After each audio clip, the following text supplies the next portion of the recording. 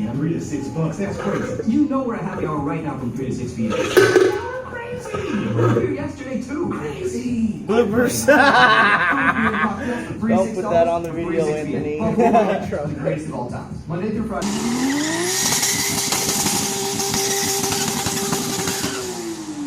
What's going on, everyone? Welcome back to another video. And in today's video, just as the title states, we are prepping the GR Corolla for its very first track day.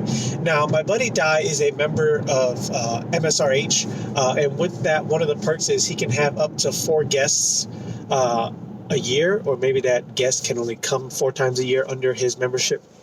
Anyways, he's hosting one this upcoming Thursday to prepare for the NASA season opener, and he invited me out to participate.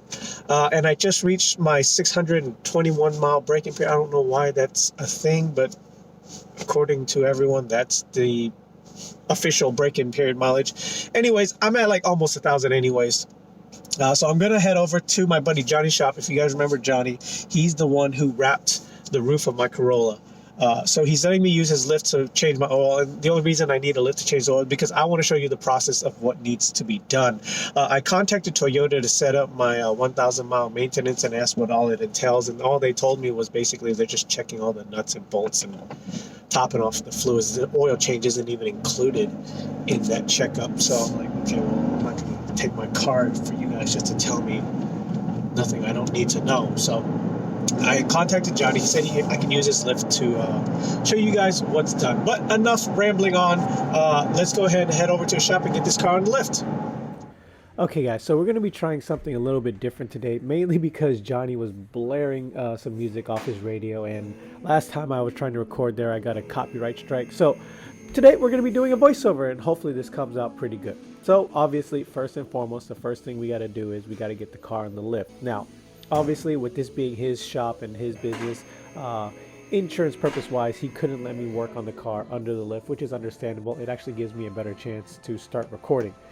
So first thing you're going to want to do is you're going to want to take off these 4 10mm bolts that are holding up the shield that access the oil pan and the oil filter. So once you get all those bolts off, you're just going to want to slide the panel off, and you have full access right here. So the drain plug itself is a 14mm bolt, so get a socket or wrench, however you will, to get the drain plug off, and then just let it drain out completely into your dispenser. So once you let everything fully drain out, you're going to want to prepare your drain washer next. I got these off of Amazon. I'll leave the link down below. So if your old one is still stuck on there, just kind of pry it off and don't send it to the shadow realm like Johnny did here. But luckily he was able to find it eventually, pulled it out, and then got the new washer onto the drain plug, and we refastened the drain plug. So this next part here is for all you spec nerds. Johnny wanted to be very extra. He called Toyota up to get the torque spec for the drain bolt. They told him 30 foot-pounds. As he dances around the camera here to make sure he's not in the angle, he torques that down, and next up we move on to the oil filter.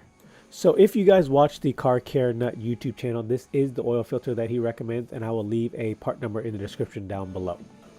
So obviously the next step is going to be to pull the old oil filter off. We do recommend using an oil filter wrench if possible, because this area is a bit tight, so you don't want to be like trying to like put your arm around like this small like rectangular like triangle, whatever shape this is, piece. So it was a little bit tight, but not too bad. Nothing an oil filter wrench wouldn't be able to take off. It definitely wasn't hand tight, put on there by the factory. So let that drain out for a bit, and then we'll move on. Next up, you're going to want to go ahead and take the new oil filter, lube it up with some oil obviously, and then just go ahead and put this on hand tight, and then an extra quarter turn just to make sure it is on there very snug, and then you are basically done here at the bottom. So the last step you're going to have to do is to replace the cover you took off at the very beginning. So just slide this into place, make sure it lines up obviously, then go ahead and replace the 4 10mm bolts that you took out at the beginning, and that is basically it for the bottom. Next up, you're going to have to bring the car down, and then we move over to the engine bay. So moving on to the final steps. Once again, if you guys watch the Car Care Nut YouTube channel, he does recommend that you go with a Mobile 1 because he is unsure if the factory Toyota 0W20 actually meets the specifications that this motor requires. So yeah, you're going to need about 4.5 quarts.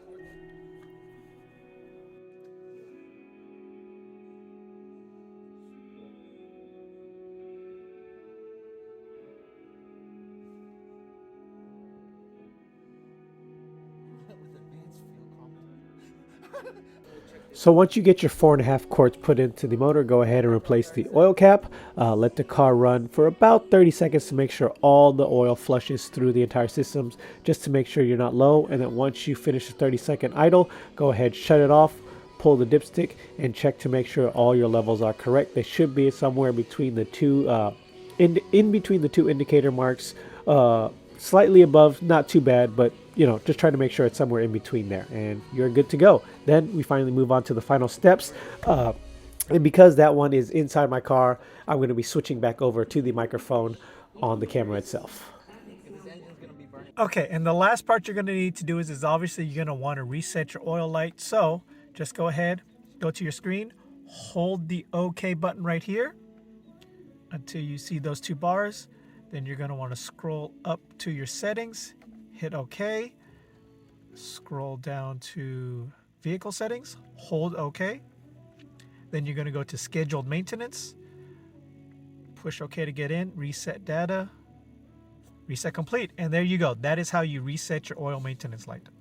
Alright guys, and that'll do it for this video. That is how you change your oil in the brand new 2023 Toyota GR Corolla. Really quick, really simple, something you can do at home. Just you need a few tools and a drain bucket. That's it. With that being said, I want to thank Johnny again for helping me prep my car for the track.